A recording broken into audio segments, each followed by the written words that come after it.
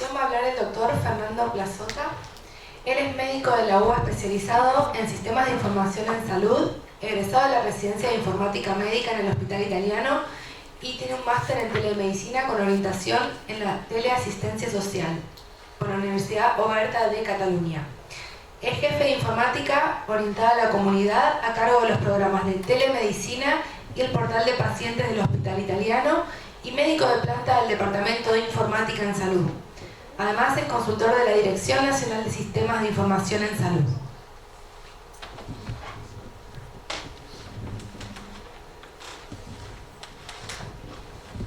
Hola.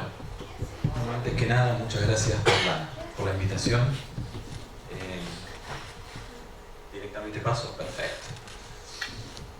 Bueno, la idea es contarles un poco cómo hacemos en el hospital para tratar de seguir avanzando en los procesos de digitalización, de innovación tecnológica y distintas estrategias de innovación en general, manteniendo de cierta forma la privacidad, la confidencialidad, la seguridad de la información, es decir, cómo protegemos los datos de salud de nuestros pacientes.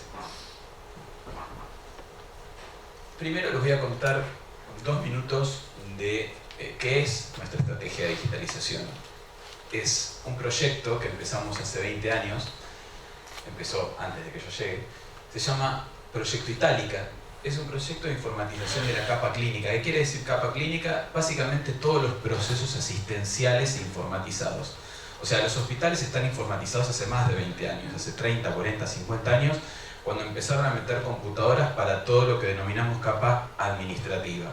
Es decir, la facturación, gestión de insumos, gestión de recursos humanos. Pero para la historia clínica electrónica, fueron una de las industrias que más se fue quedando en lo que es la adquisición de sistemas de información. Bueno, esto es un proyecto que apuntó a eso.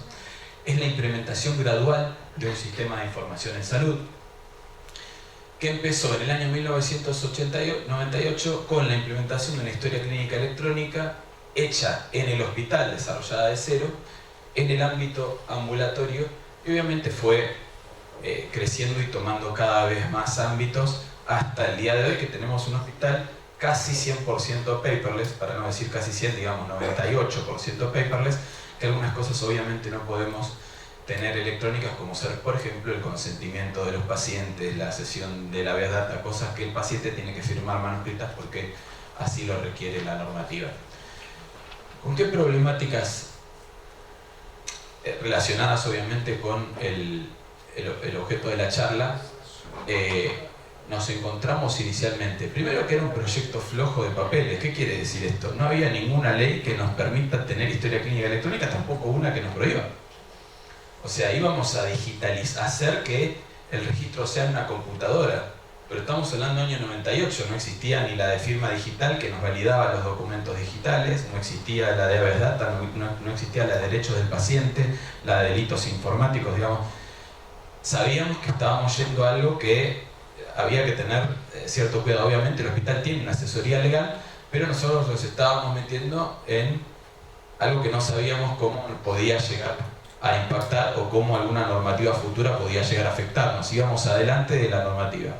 Esto además generaba extra resistencia al cambio de la que ya genera la implementación de una historia clínica electrónica. Sepan que no es tarea fácil cambiarle la modalidad de registro a los médicos, menos aún cuando les dicen que lo que están haciendo y no tiene validez legal hasta que no la imprimas y la firmes, porque de hecho esa era una de las estrategias, ahora lo vamos a ver igual. Y cuando mirábamos en la región, en Latinoamérica, no había nada que nos diga cómo hacer las cosas. Obviamente todas las experiencias estaban en el primer mundo, donde generalmente las implementaciones estaban acompañadas de algún tipo de marco legal. Bueno, esto es anecdótico, no salimos a comprar un software, sino que el hospital se planteó crear un proyecto que acompañe obviamente los objetivos, los valores de la institución, la misión, la visión. Obviamente tratar de generar un recurso humano que sea experto en la materia, es decir, en informática médica. Y otra cosa diferencial que tiene el proyecto es que desde el día 1 fue liderado por médicos. No sé si es bueno o malo, pero por lo menos fuimos los primeros que metieron a un médico como CEO, que es el Chief Information Officer, es decir, el que se encarga de toda la gestión de información adentro de un hospital. Esto rápidamente es cómo fue evolucionando el proyecto del 98. Les voy a marcar 2 o 3 hitos nada más. En el 2001 se crea la residencia. O sea, esta en realidad son 4 ejes en los que nosotros armamos una línea de tiempo. En eje infraestructura, para que se den una idea, recién en el año 2004 más o menos migramos a la web. Empezamos a poner Wi-Fi en el 2005-2006 y bueno, acá no está, pero en el año 2014 aproximadamente se llegaron por primera vez a los 10.000 dispositivos conectados por día, incluyendo computadoras, teléfonos celulares, todo el equipamiento médico, y hoy tenemos aproximadamente 18.000 equipos conectados todo el tiempo en la red, todos intercambiando, o sea, equipos o dispositivos que están intercambiando información en todo momento. No hablamos de los celulares de los pacientes, hablamos solamente de equipos propios del hospital. Básicamente implementamos sistema de portal para pacientes en el año 2008 y las imágenes digitales también en el año 2008-2009. Esto también había, no me acuerdo ahora si es una ley o era el Código Civil, que decía que las imágenes había que guardarlas no sé cuánto tiempo. Bueno, nosotros que tenemos el PACS no borramos ninguna. Y desde el año 2014 aproximadamente empezamos a trabajar con certificaciones internacionales de calidad de atención y de implementaciones de sistemas de información, como es Joint Commission International y HIMSS, que son acreditaciones en cuanto a cómo se implementan estos sistemas y acreditaciones en cuanto a calidad de la atención. Es decir, que no siempre el proyecto, o en realidad esto es más del hospital que el proyecto, pero siempre acompañamos con los sistemas de información normativas que no son argentinas. Están planteadas por organismos estándares internacionales, pero no son nuestras. Bueno, esto no tiene mucho sentido mostrarle más, pero básicamente un proyecto que es gradual y que fue creciendo año a año, y ya tenemos 22 años de experiencia. ¿Cuál es el principal desafío de un proyecto de esta envergadura? El primero es buscar el adecuado equilibrio entre accesibilidad de la información y privacidad de la información. Eso es una de las cosas más difíciles que hay. O sea, garantizar la integridad, que estén disponibles y que sean confiables esos datos, es una de las cuestiones más difíciles que nos planteamos. ¿Por qué? Pues, fuimos y vinimos varias veces nosotros en este sentido. Obviamente siempre que uno da una charla va a contar cuando ya se equivocó 35 veces, tropezó 48 y ahora ya tenemos la receta perfecta, la torta hermosa, se la venimos a vender. Pero al principio en un momento dijimos no, a la historia clínica van a entrar solamente las personas que tengan algún vínculo dentro del sistema, es decir, si sos médico, ese médico tiene que ser o de tu servicio, tiene que haber pedido turno con vos en algún momento, si no, no podés entrar a la historia clínica de un paciente. Y el primer día que implementamos eso, casi tenemos una huelga generalizada en el hospital, casi nos prenden fuego. Entonces, éramos súper específicos con lo que es la privacidad, pero en cuanto a la accesibilidad teníamos un cero. Entonces, hoy estamos de una forma equilibrada, ahora les voy a contar un poco más adelante cómo estamos. Listos los desafíos. ¿Cuáles son los riesgos? El que más miedo da, o el que siempre nos pregunta cuando vamos a una charla, y los hackers, y si se roban información, qué fantástico el riesgo externo. Bueno, siempre hay que partir de una premisa, que es, no existe la seguridad informática absoluta. Hackearon la CIA. O sea, imagínate si no van a entrar al hospital italiano cuando quieran, pasen y vean, pero tomo un poco lo que decía el doctor antes. Digamos, los hospitales, antes de ser digitales, la historia clínica viaja en un carro. Y de hecho tengo a mi hermano internado en el Durán. El otro día yo quise entrar a la historia clínica sin guardapolvo, sin nada. Yo sé de dónde están las historias clínicas, en el cuarto residente, se ve la puerta, agarré la historia clínica y me puse a leerla. Pero no hace falta que lo sepan. De hecho, hoy la llave maestra para cualquier historia clínica en papel es un guardapolvo, y a veces ni siquiera, como les estoy diciendo.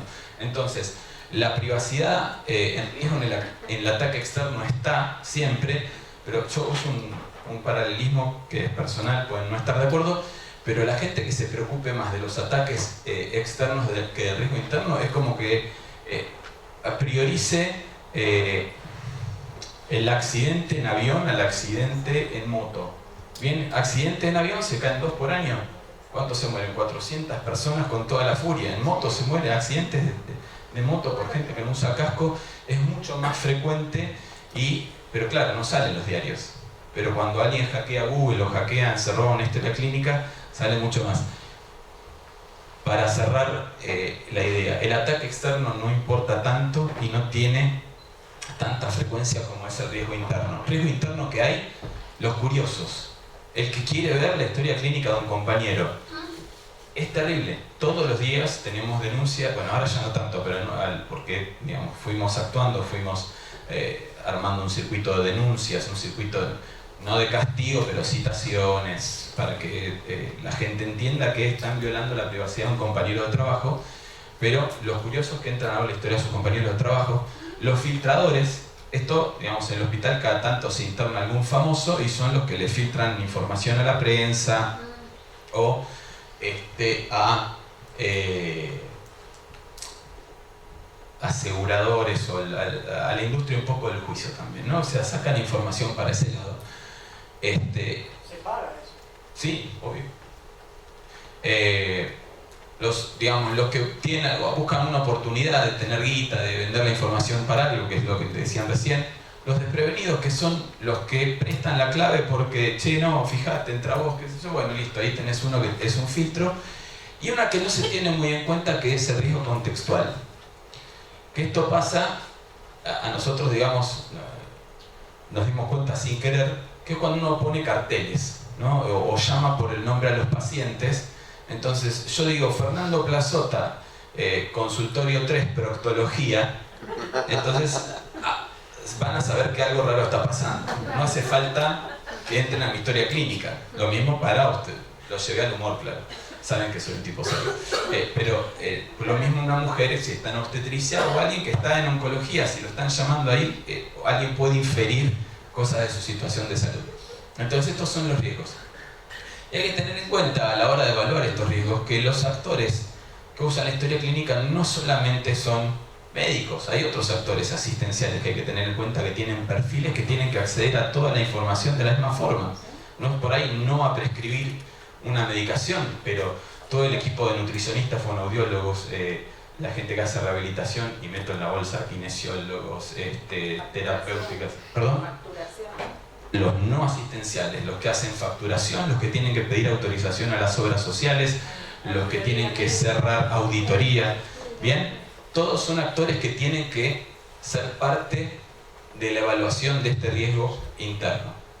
Entonces, planteados los riesgos, ¿cuáles son las estrategias? Y esta diapositiva básicamente explica lo que respondemos nosotros cada vez que nos vienen a preguntar cómo hacen con la ley. Obviamente nos fuimos adecuando al marco legal que fue evolucionando con nosotros también, ¿no? Y acá es donde tengo miedo de pifiarla porque estoy con un público de abogados, pero bueno, sepan... claro, porque en la charla esta yo generalmente pongo las leyes, pero acá hice delete de esa diapo, no vamos a hablar de leyes. Bueno, primero, la primera estrategia es minimizar los aplicativos que manejan la información en salud. O sea, no hay un aplicativo para enfermería, uno para fonoaudiología, uno para imágenes, uno para laboratorio, no. A la historia clínica del paciente se accede a través de la historia clínica electrónica, ¿bien? Cada persona, idealmente debería ser así, pero bueno, hay algunas aplicaciones que son externas, como es la que hace los informes de radiología, porque ve las imágenes en alta definición y usa un sistema externo. Lo mismo que el sistema de administración de farmacia, que ve un poco de información clínica del paciente, sobre todo lo que le prescribieron, y el sistema de admisión que maneja la gestión de camas, que puede ver el motivo de internación. Pero salvo esas 3 o 4 cositas, a la información clínica se accede solo desde la historia clínica electrónica. Eso quiere decir HCE. No existen claves en grupo. Cada persona que entra a trabajar al hospital y va a usar los sistemas del hospital tiene su nombre de usuario y su contraseña, y en el momento en que le damos su clave personal única, nos firma un convenio de confidencialidad. Obviamente al principio fracasamos, porque muchos médicos le daban la clave a los residentes para que figuren ellos como firmantes. ¿Cómo intentamos vencer ese tipo de resistencia? Obviamente pusimos que esa clave única en la intranet le permitía ver a todo el mundo los datos de cuánto cobraban por mes. ¿Bien? O sea, la clave de acceso a la historia clínica es la del mail y la de la intranet, y si yo entro a tu intranet puedo ver cuánto facturaste de honorarios el mes pasado. Entonces, pero bueno, hay un grupo de médicos que directamente le dan la tarjeta de débito a la secretaria, tampoco le molesta mucho. Pero bueno, con eso disminuimos bastante. Les decía, cada persona que va a trabajar tiene una clave única y tiene un acceso definido por un perfil, ¿bien? O sea, tiene un nivel de acceso, puede ingresar a diferentes ámbitos. Yo le dije, empezamos por el ambulatorio, ya tenemos informatizada la internación, la guardia, internación domiciliaria, y todos tienen un acceso personalizado. Y esto traigo a colación porque a veces parece obvio, pero nosotros nos encontramos cuando vamos a relevar otros lugares, por ejemplo, que al sistema de imágenes se accede con la clave rayos, o sea, usuario rayos, clave rayos. Y todo el mundo sabe que es rayos. De hecho, a veces hacemos la prueba y le decimos, no me digas la clave, rayos, y entra.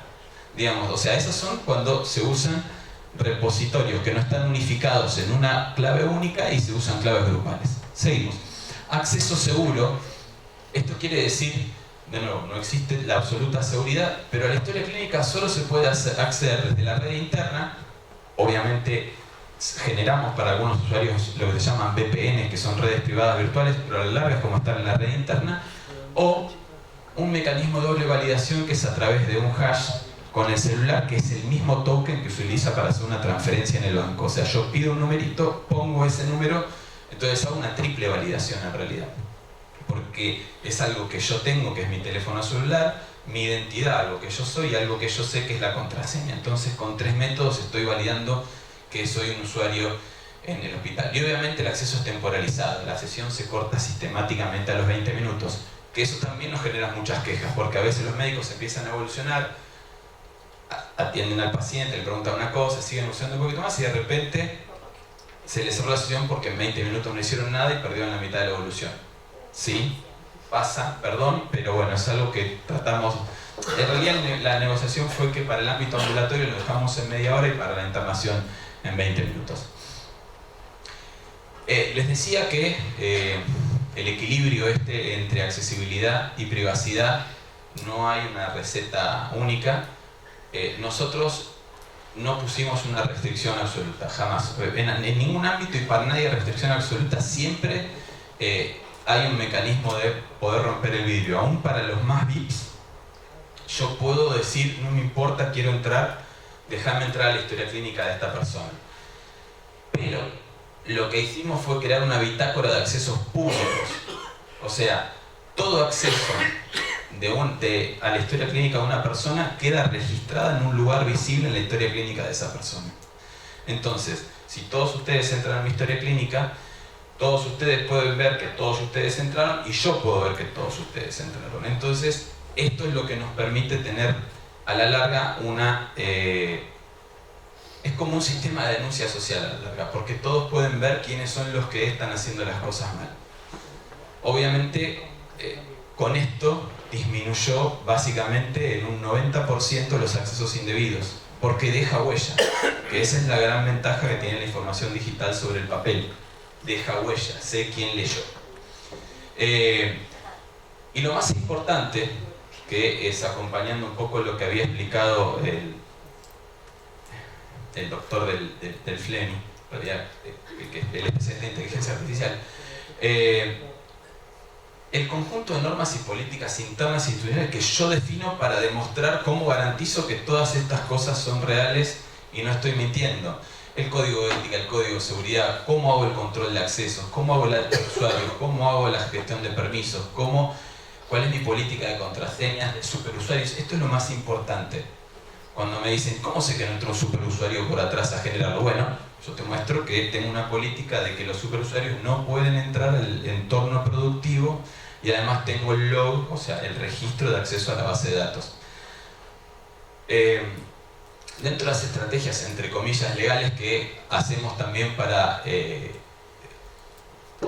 colaborar con este equilibrio del que hablábamos, tenemos el consentimiento habeas data en el empadronamiento, es decir, la persona que se viene a atender por primera vez nos firma un documento en el cual nos permite guardar su información, digamos, ahí estamos cumpliendo normativa.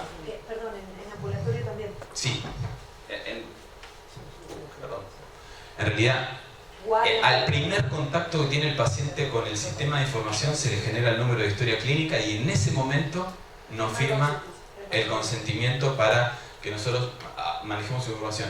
Igualmente acá hay dos cosas que no están en este documento y una de ellas es, pegando un poquito con la charla anterior, con el video, no está la posibilidad de participar en protocolos de investigación. Eso lo tiene que firmar aparte. Y hay otra, pero no me voy a adelantar el detalle. En el caso de ¿qué hacemos cuando hay un oficio o el paciente o los financiadores quieren la historia clínica? ¿Qué hacíamos? Primero imprimíamos y firmábamos. ¿Tienes el consentimiento para guardarlo? ¿Porque lo dice la ley? La ley dice que no lo necesitas. ¿No? Bueno, te voy a contratar. Estoy un poquito ocupada. No, pará, es una pelea que... bueno, anotarlo en el papelito amarillo. Bueno, primero imprimíamos y firmaba la autoridad.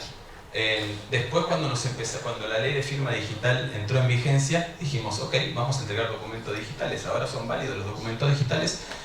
En primer momento, o todavía lo hacemos para algunos, PDF con firma hológrafa, no tiene ninguna validez, pero por lo menos decimos, mira, acá está, y si querés venir a ver, te mostramos todas las políticas y todo, que nadie entró. O el documento estándar, que son documentos de un estándar internacional que se llama CDA, que están con firma electrónica digital. Lo pongo como si fueran lo mismo, sabemos que no son lo mismo, el problema es que no tenemos firma digital, porque, así como les digo, todas las cosas que nos fueron bien, con firma digital nos fue todas mal. O sea, tratamos de ser primero nosotros certificadores, después contratamos a uno que le dio la baja la ONTI de ser certificadores, así que toda la inversión que hicimos con ese fue para atrás. Y ahora estamos viendo si esperamos a la solución del Ministerio de Modernización. Hablé demasiado, eso me suele suceder. Bueno, la acelero al mango. Bueno, lo que decía, el registro de accesos, prescripciones... bueno, con esto tenemos un problema enorme. La Ley de Ejercicio de la Medicina no nos permite hacer prescripción electrónica, solo hacemos interna. Estamos esperando acá que el amigo Alejandro nos dé una manito con eso. El paciente puede acceder a su portal, pero no a la historia clínica, sino a epicrisis y resultados.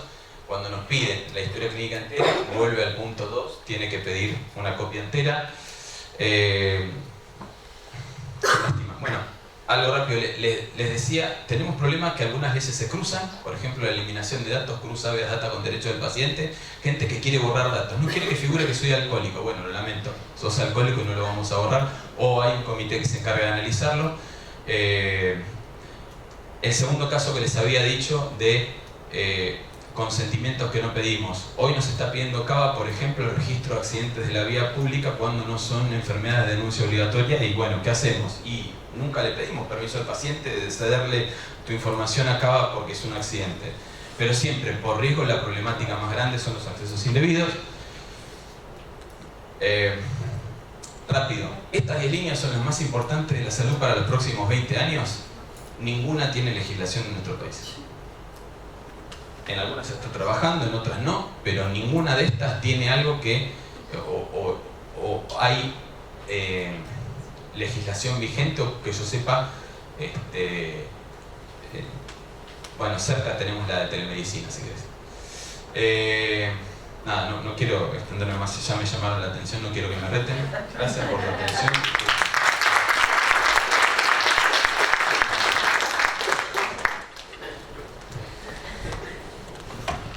Bueno, por último va a hablar la doctora Sandra Bielsa, que es abogada y doctora de la UBA en el área de Derecho Privado. Es investigadora y profesora titular de Obligaciones Civiles y Comerciales en la UBA y también de posgrado en varias universidades nacionales y extranjeras. Integra la Comisión de Bioética del nuevo Código Civil y Comercial de la Nación y es directora del Instituto de Salud del Colegio de Abogados de San Isidro. Muchas gracias. Buenas noches.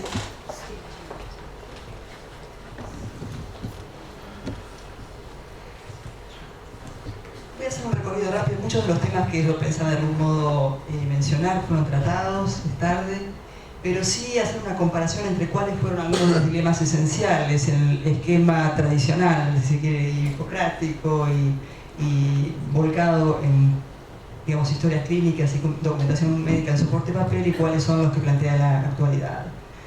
¿Cuánto debía informarse? ¿Quiénes eran las personas destinatarias de la información? Las excepciones al deber de informar, especialmente en cierto tipo de patologías, enfermedades y normas como la ley de lucha contra el SIDA. Asimismo, los conflictos entre el deber de información y la confidencialidad, quiénes eran las personas protegidas y las personas obligadas a guardar secreto, eran conflictos tradicionales en ese esquema previo. Algunos, inclusive, como el conflicto entre la obligación de denuncia cuando existía tráfico de estupefacientes, pacientes con, digamos, bolsitas de cocaína en el abdomen, necesidad de informar de acuerdo a la ley de procesal penal y necesidad de guardar secreto, como se dijo antes, en base a la ley penal, resueltos con un fallo de la Corte en el año 2010 en favor de la confidencialidad, o el mismo tipo de problema en materia de aborto, eran problemas clásicos. Aparece esta idea de salud digital con su realidad, su problema. Esto tal vez no son definiciones muy estrictas, muy exactas para la gente del mundo de la tecnología, pero de algún modo repercuten como grandes problemáticas en el derecho. Hablar de telemedicina, robots o de inteligencia artificial parecen ser las cuestiones disruptivas que nos llevan a organizar y pensar la problemática de la protección de datos personales en el escenario actual.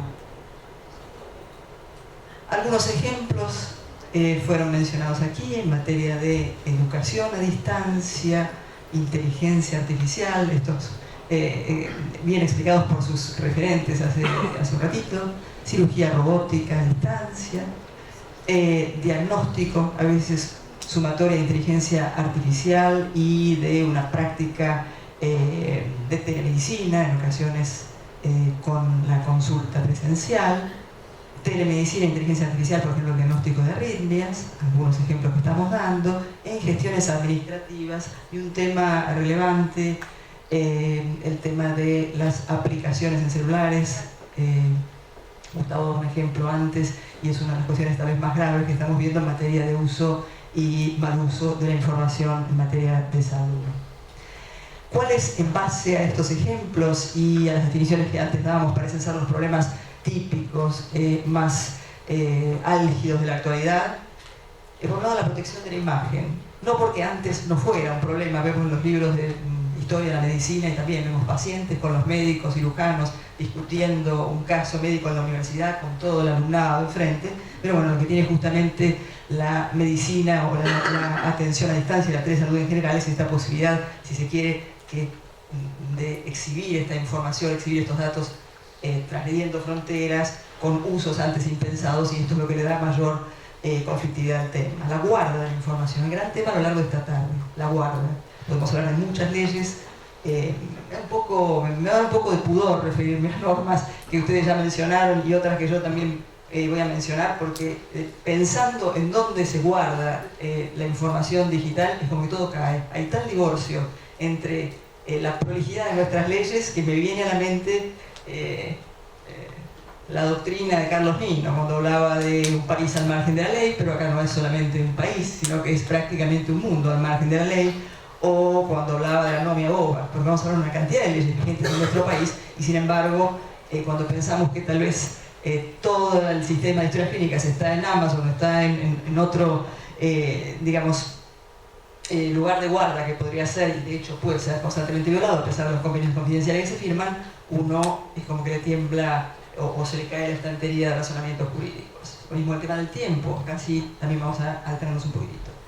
El tema de la identificación de pacientes y equipos de salud, Marisa lo mencionó antes, otras grandes cuestiones de esta digitalización de la salud, y la cuestión del acceso y uso de datos por terceros distintos al médico y distintos a la relación incluso médico-paciente, como el tema de los usos personales, y el tema del secuestro de la información sensible. Es muy interesante lo que dijo Fernando recién en cuanto a que habría que temer más lo interno que lo externo, pero bueno, el temor también está al secuestro por terceros de información sensible. Se desarrollan en el mundo, por ejemplo, sistemas de seguros para ciberataque, y cuando uno piensa en la cobertura de un daño por ciberataque, el solo hecho de brindarle la información al asegurador, la información sensible que uno tiene, dice, bueno, prefiero no contratar nada y no tener que dar este tipo de datos justamente para obtener cobertura asegurativa.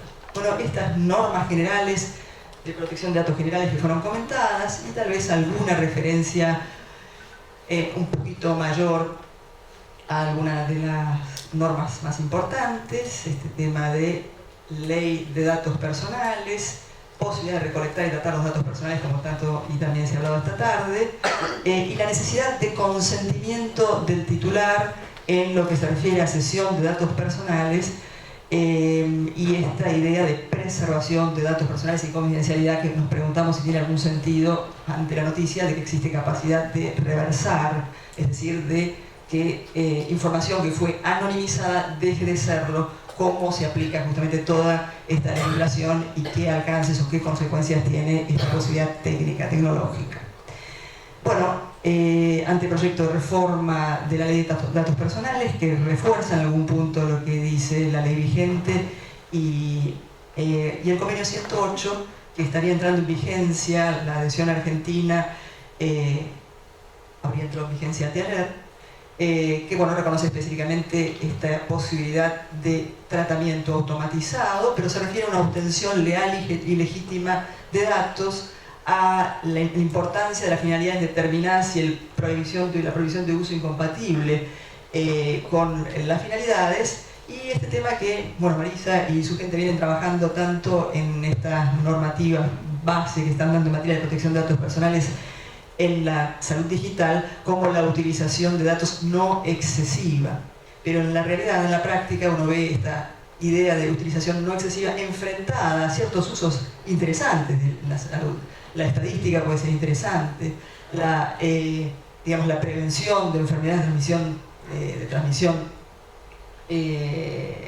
transmisión, digamos, general, puede ser una razón para que uno piense, bueno, no, quiero de todos modos, a pesar del uso no excesivo, tener ciertos datos que tal vez sería aconsejable no tener. El tema de no podrán tratarse automáticamente los datos a menos que el derecho interno prevea garantías apropiadas. La pregunta esencial, que va a ser eje de este pequeño discurso, es: ¿interesan solo las garantías jurídicas apropiadas o estamos ante un tema tecnológico absolutamente determinante de todo lo que se diga en el derecho? Es decir, esa anomia boba de Carlos Mino nos lleva a que en realidad tengamos una cantidad de normas que en algún punto cubren los fenómenos que se vienen presentando. Fernando, vos también decías, bueno, no tenemos ley, por ejemplo, para uso de aplicaciones en celulares. Sí, tenemos estas normas, perfectamente pueden llegar a garantizar la privacidad y la confidencialidad de los datos personales, pero ¿qué pasa si de todos modos luego lo alojamos en sitios que disponen de esa información a pesar de lo que dice la legislación? Creo que ese es el gran problema que tenemos. Una de las soluciones que se diseñan, se piensan desde ciertos es, bueno, si hay tal vulnerabilidad tecnológica, el Estado tendría que justamente hacer un control tecnológico, y ahí entraríamos en la discusión acerca de si también confiamos en ese control que puede hacerse a nivel estatal. Bueno, la resolución 4 del 19 sobre protección de datos personales, esta idea de efectos jurídicos perniciosos y la necesidad de la explicación de la lógica aplicada en aquella decisión, muy relacionado con lo que comentaba Cecilia en materia de inteligencia artificial, y ya anticipado por los expertos en tecnología, diciendo, bueno, hay cosas que se van a explicar y otras que prácticamente es imposible, no tiene sentido ni siquiera plantearlo. Y bueno, básicamente son normas generales en lo que es identificación de datos y de sujetos en estas relaciones a veces asincrónicas o no presenciales. Alguna también interés en directivas europeas que hablaban específicamente del tipo de información que debe pedirse a los profesionales y en algunos casos a los pacientes para esa identificación.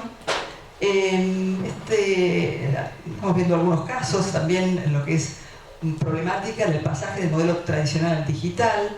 O sea, por un lado vemos experiencias interesantes, extensas, responsables, como la que recién comentaba Fernando, pero también tenemos muchas instituciones de salud y muchos médicos individuales que están iniciando esa experiencia, y en ese camino tal vez el uso del nombre, el uso de la firma ajena lleva a cuestiones planteadas en los tribunales acerca de responsabilidades de la atención de pacientes, o esto que también se mencionó a lo largo de estas reuniones en el sentido de impresión de las historias clínicas como requisito de validez en cierto momento del pasaje de la historia clínica digital de la historia clínica de soporte de papel a la digital, como problemáticas que vienen dándose en nuestro medio. Bueno, todos los casos relacionados a la protección de la imagen en los buscadores de internet, si bien no son análogos, no es análogo a la situación de un buscador, obviamente, a una institución de salud, algo nos dejan en materia de interpretación del máximo tribunal en cuanto a cómo podría ser la responsabilidad justamente en esta situación de garante de la protección de los datos personales, en los casos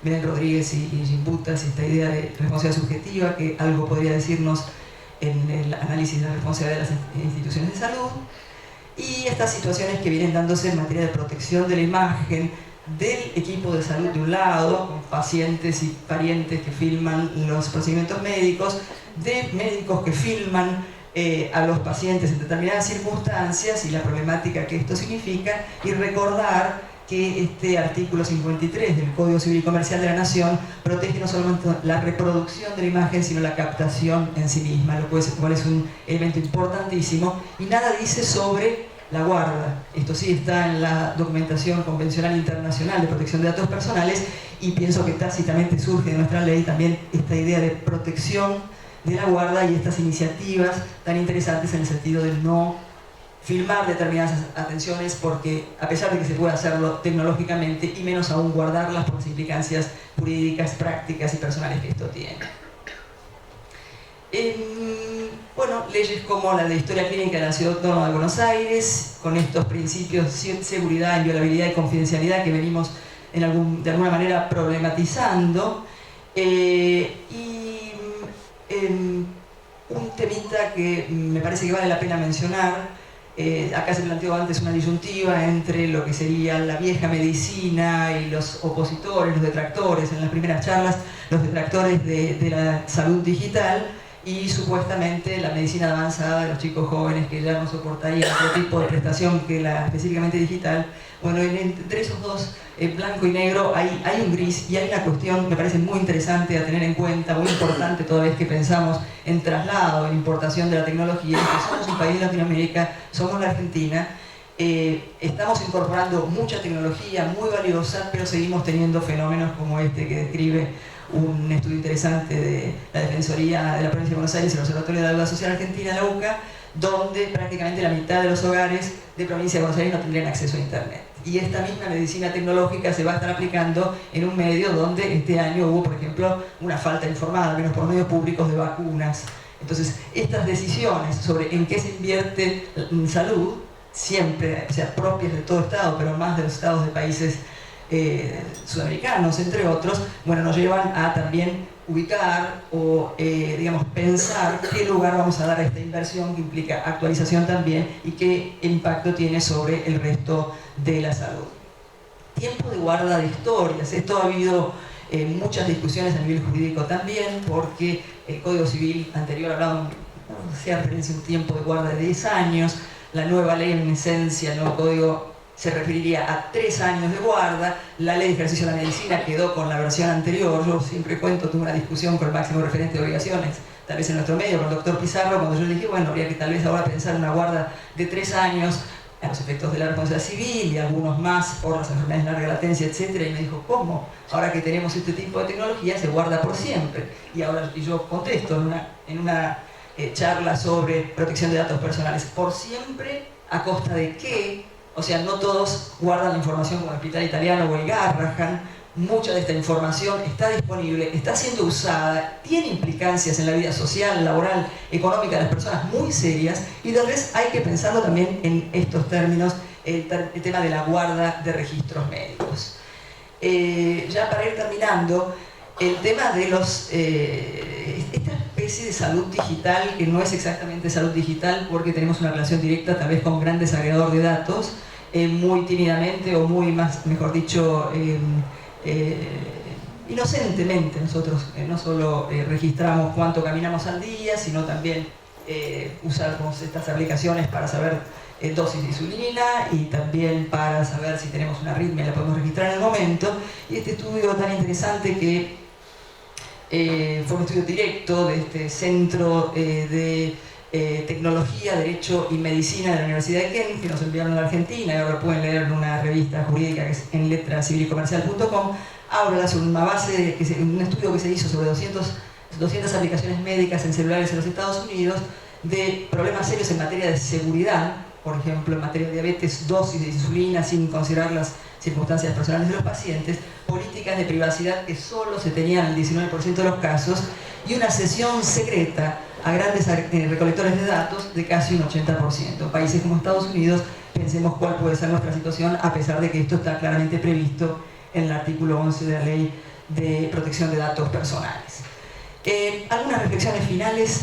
Bueno, en algún punto esta reunión ha sido una instancia de reflexión interdisciplinaria y esto es absolutamente necesario en un tema como la salud digital, justamente que conforma, que nos nuclea, que interesa a disciplinas tan diversas. La consideración de la brecha entre la implementación técnica de las protecciones y la normativa aplicable. Este es un tema serio, nos hace temblar todo lo que decimos en materia de protección de datos personales del derecho.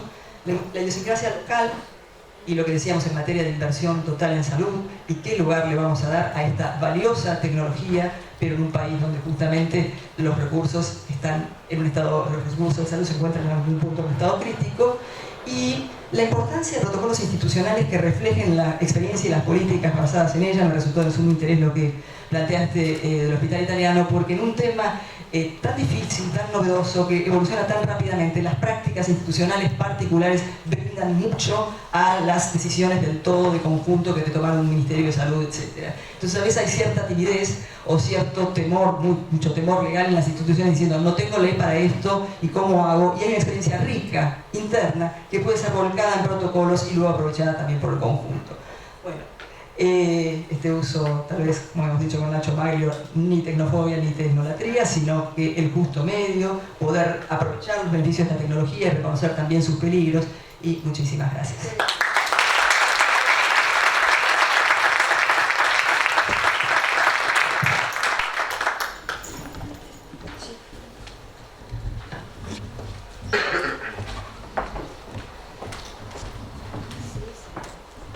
Bueno, ahora vamos a leer las preguntas del público.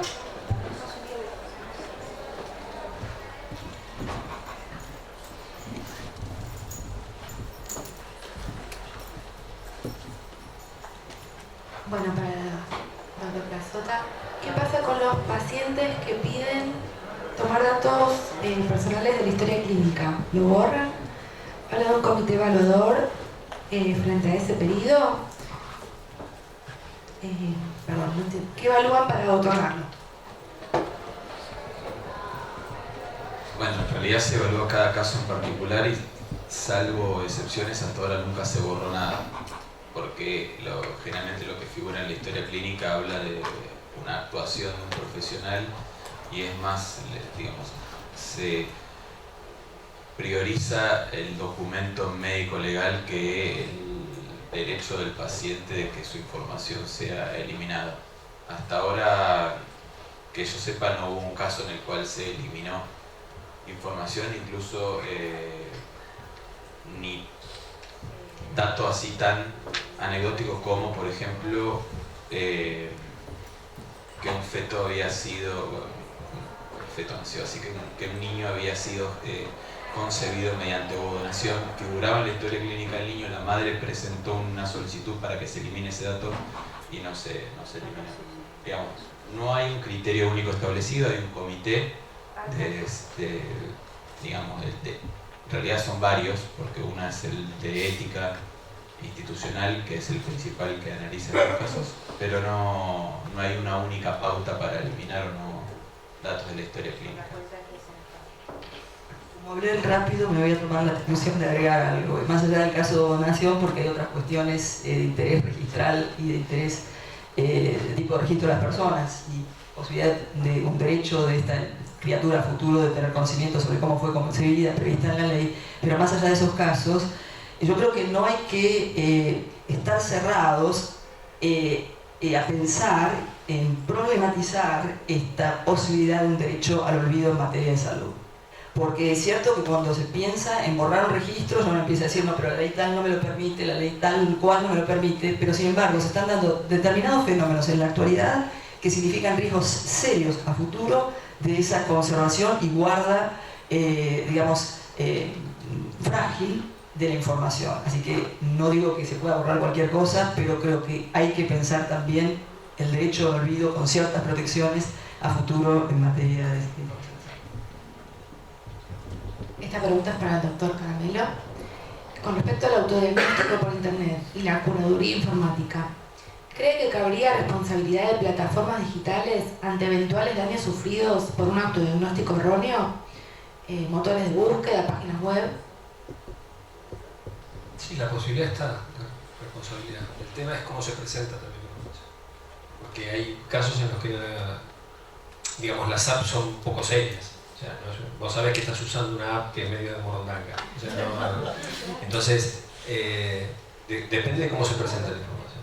Porque en esto juega el rol de confianza, digamos, también. Si de pronto a mí el italiano me presentara una app que me da determinada, o como era el caso que presentaban hoy de San Luis, y hubiera un control y me dan una información errónea y es algo que está avalado por instituciones médicas serias y por el gobierno y me genera un daño, sí, por supuesto, podría haber responsabilidad. Digamos, es la responsabilidad que se genera también con la automatización de algunas cosas. Esta es una pregunta para el panel. ¿Cuál es el límite de la obligación de facilitar el ejercicio de los derechos individuales a los titulares de los datos? ¿Cuál es el límite de la obligación de facilitar el ejercicio de los derechos individuales a los titulares de los datos?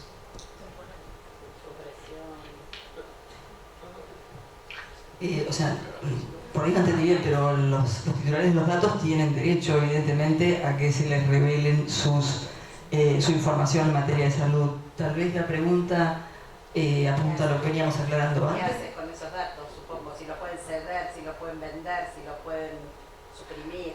Vos estás pensando lo que planteaste, no lo hice yo. Pero, porque Marisa en su presentación, o antes una conversación previa, había hablado del caso interesante de, bueno, si tenemos ya los datos con nosotros, si podríamos personalmente facilitarlos a empresas, y ahí surge la idea del uso de este tipo de información por población vulnerable, que hasta ahora lo veíamos crítico en el caso, por ejemplo, de trasplantes de órganos, en el caso de gestación por sustitución, donde justamente la gente más vulnerable era la que se veía sometida a esta situación, y tal vez ahora tendríamos que pensar en una categoría más, que es la de cesión de datos personales, pero no sé, por ahí vos tenías... No, yo pensando en algún caso concreto mío, a veces hay roles querulantes, digamos, la gente que litiga, le pone los datos a disposición y sostiene que le tienen que dar más datos, y que, digo, he tenido un caso en un juzgado donde se plantea esa situación. Entonces, pero solo por eso digo, cuando vos le permitís que acceda a la información de la historia clínica y que pueda tener la información, ya está, o sea, no hay mucha más vuelta que dar, porque lo entendí así, o sea, entiendo que la pregunta apuntaba a qué pasa, qué tanta información te tiene que dar y qué pasa cuando te dieron la información, o sea, cuál es el límite, la puesta de la información relevante a disposición, digamos, el derecho a acceso a la información de la historia clínica.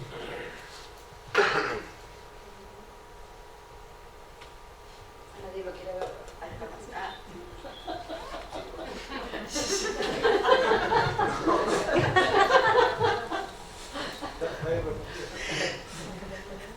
Para el doctor Grande también. ¿El derecho al olvido es un derecho renunciable?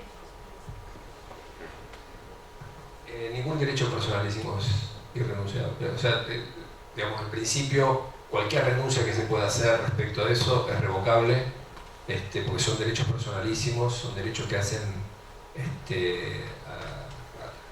a lo esencial de la persona, digamos. Entonces, por más que se hayan hecho determinadas manifestaciones, siempre son revocables las manifestaciones necesarias, tanto para ceder información como el problema del derecho al olvido es, en la práctica, que si vos pediste que se borrara determinada información, después no podés volver. Eso es una cuestión de orden práctico, no de eventual arrepentimiento. Una vez que vos pediste y conseguiste que se hicieran borrar determinados registros invocando tu derecho al olvido, después no podés pretender que se reinstalen los registros que vos mismo hiciste borrar. Es una cuestión de orden práctico, no de orden teórico jurídico. Digamos.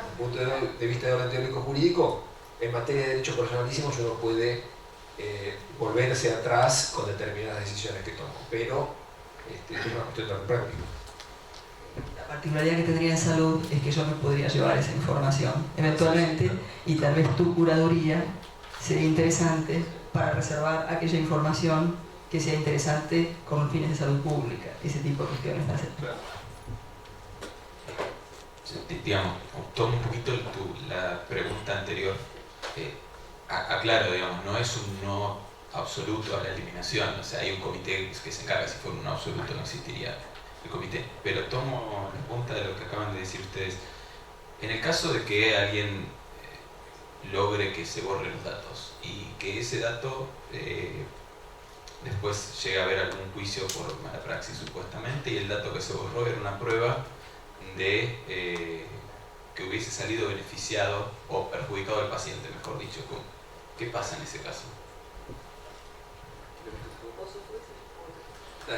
No, a ver, en principio, si la propia parte coloca en situación de indefensión al otro, esa conducta vos la valorás, obviamente. Digamos, porque si no es una jugarreta muy fácil. O sea, el dato se eliminó, pero eso juega como una presunción en contra. En general, cuando vos elaborás presunciones, las presunciones en estas áreas juegan en contra.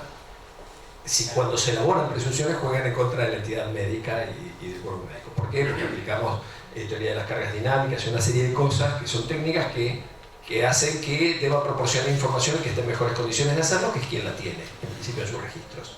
Pero si yo hice que borraran esa información, yo soy el generador de que vos no la tengas, y eso no se puede tomar como una presunción en tu contra. Entonces, eventualmente, para tu derecho de defensa no tendrías un déficit. ¿Por qué? Porque la información se hizo borrar. Otra cuestión es si no está la información, que sería muy distinto, y no puedes acreditar que te pidieron que la borraras. Entonces, cualquier procedimiento de borrado de información debiera estar muy bien documentado, como para poder eventualmente invocarlo. Perdón, le dan intervención al comité, que seguramente su dictamen no es vinculante. ¿Quién toma la decisión última? Comité prestacional. Sí, preguntar porque Sí, perdón, voy a volver a hacer la pregunta. en el hospital italiano. Sí, en el hospital italiano Le dan intervención al comité. le dan intervención al comité. Que el dictamen es vinculante. ¿Ese dictamen es vinculante? ¿Quién tiene la decisión última? ¿Quién tiene la última decisión? El comité trabaja bajo la dirección médica, o sea, la decisión del comité es la decisión de la dirección. De la dirección. O sea, ellos asesoran a la dirección para que llegue a la decisión final. Sí. Y está. Doy algunos ejemplos de lo que obviamente estoy de acuerdo con Gustavo, que es cuando los hospitales hacían necropsias para determinar causa de muerte, la oposición de la familia generaba justamente una eventual presunción en contra de lo que podía ser un reclamo basado en la causa de muerte, o determinados tests que se practican más antes, ¿no?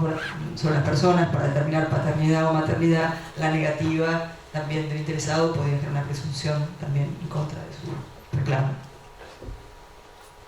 Bueno, muchas gracias a todos.